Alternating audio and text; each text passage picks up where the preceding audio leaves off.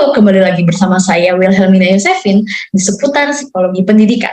Oke, seperti yang kita tahu, setiap anak itu adalah unik. Setiap anak memiliki kemampuan, kepribadian, dan karakteristik belajar yang berbeda-beda.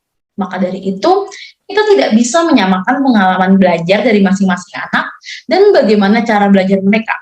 Namun, dalam lingkungan masyarakat, tak jarang seringkali kita temukan banyak orang tua yang tanpa sengaja membanding-bandingkan anak mereka dengan anak yang lain. Banyak orang tua juga yang belum mengetahui bahwa kecerdasan dan kemampuan setiap anak itu berbeda-beda.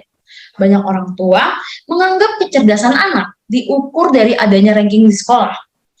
Maka, jika anak tersebut memiliki kemampuan belajar yang kurang di sekolah, orang tua akan menganggap anak mereka itu kurang mampu. Selain itu juga, cara belajar di sekolah yang terkesan general terkadang tidak berhasil untuk siswa tertentu.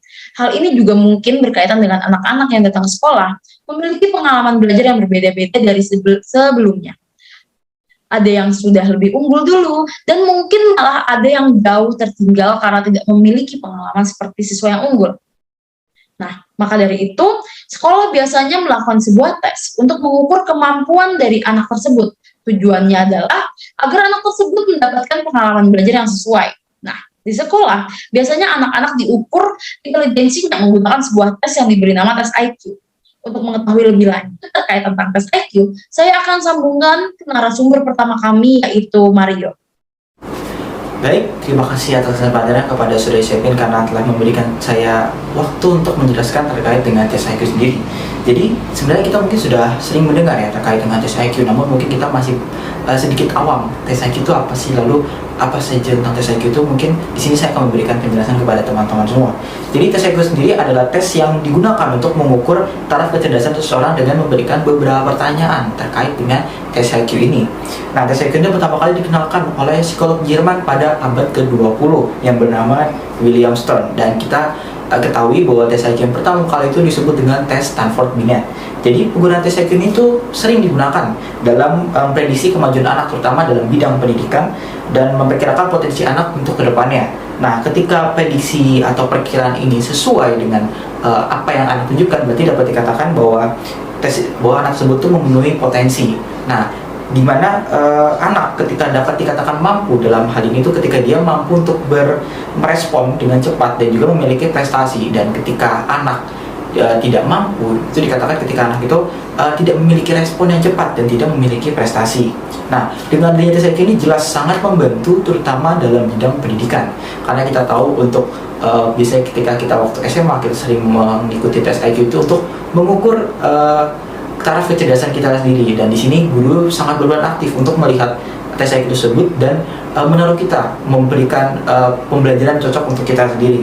Nah, terus juga ternyata ada asumsi nih bahwa kemampuan umum atau kecerdasan yang diukur tes IQ ini tuh sebagian besar diwariskan. Namun dalam suatu studi, dalam studi anak kembar, jadi terdapat 2 anak kembar yang kita tahu anak kembar itu memiliki inteligensi yang sama, karena banyak yang mengkirakan kalau kecerdasan itu berasal dari orang tua. Nah, di situ ada anak kembar yang memiliki ibu yang sama. Nah, di sini tuh anak kembar ini dipisahkan dengan lingkungan yang berbeda, dan ternyata hasilnya itu anak kembar ini memiliki kemampuan yang berbeda. Dan dari sini kita bisa menyimpulkan kalau inteligensi itu tidak hanya bersumber dari orang tua, tapi juga bisa dipengaruhi oleh lingkungan.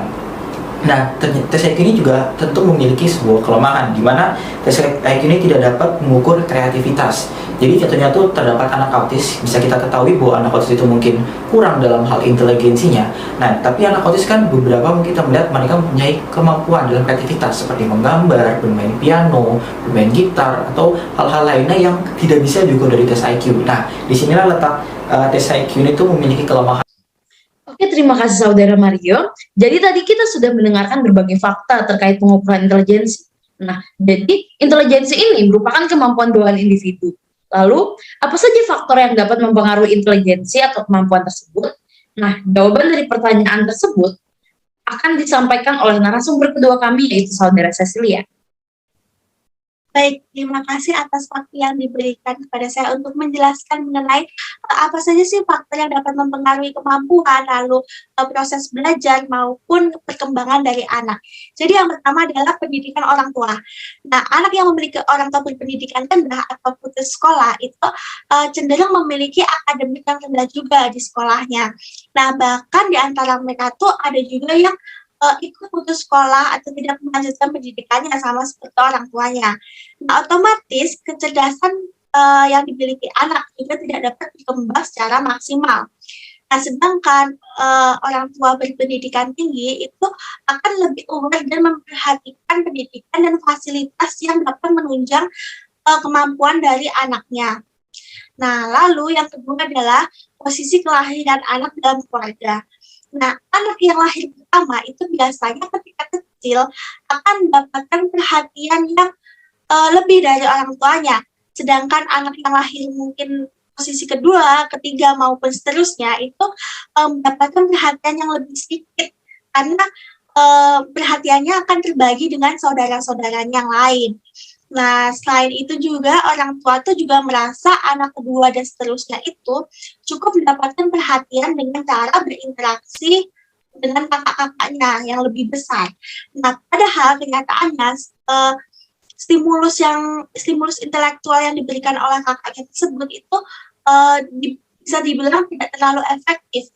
Karena bagaimanapun juga intelektual yang dimiliki kakaknya itu bisa dibilang rendah dan belum sesempurna orang dewasa. Nah, lalu faktor yang ketiga adalah additional only support. Nah, berkaitan dengan penjelasan saya tadi, maka peran keluarga baik orang tua maupun saudara-saudaranya itu dalam mengasah kemampuan anak itu bisa disebut sebagai additional only support. Nah, jadi sebelum anak dapat mengasah kemampuannya di sekolah maupun di tempat-tempat yang menyediakan fasilitas, anak itu sudah harus mendapatkan stimulus dini yang pastinya didapatkan oleh orang-orang sekitar yang paling dekat, yaitu orang tuanya dan juga saudara-saudaranya. Lebih lagi, anak sekitar umur balita itu juga harus mendapatkan stimulus yang baik untuk perkembangan kognitif, intelektual, maupun pertumbuhan tubuhnya dia. Nah, lalu faktor yang terakhir itu faktor etnik minoritas dan juga lingkungan. Nah, jadi ada sebuah studi yang dilakukan Einstein dan Murray pada tahun 1994 itu membuktikan bahwa anak yang berasal dari etnis minoritas itu akan kurang berprestasi dibandingkan teman-teman lainnya. Nah, perbedaan tersebut mungkin saja terjadi karena adanya faktor budaya dalam perkembangan kemampuannya. Nah, sebagai contoh nih, ada anak yang berasal dari suku Jawa, mungkin memiliki kemampuan yang berbeda dengan anak yang berasal dari suku Toraja. Hal ini bisa disebabkan karena budaya dalam kehidupan sehari-hari dari keduanya itu mungkin berbeda, termasuk cara berpikir, lalu berbahasa, dan kemampuannya. Nah, selain itu, menurut studi Reina 2008, jika terdapat etnis minoritas dalam suatu sekolah, maka gurunya akan lebih cenderung fokus pada murid-murid yang mayoritas dibandingkan murid-murid minoritas. Nah, selain itu juga lingkungan sekitar tempat anak dibesarkan itu juga memiliki pengaruh dalam kemampuan yang dimiliki anak. Nah, karena lingkungan-lingkungan tersebut itu juga bisa sebagai sumber atau tempat anak mendapatkan stimulus-stimulus. Nah, jadi sekian penjelasan saya mengenai faktor-faktor dari kemampuan, background kemampuan, jadi bisa saya kembalikan ke studio. Terima kasih. Terima kasih Saudara Cecilia atas paparannya. Dan sekian informasi terkait individual differences hari ini. Semoga bermanfaat untuk kalian semua. Sampai jumpa.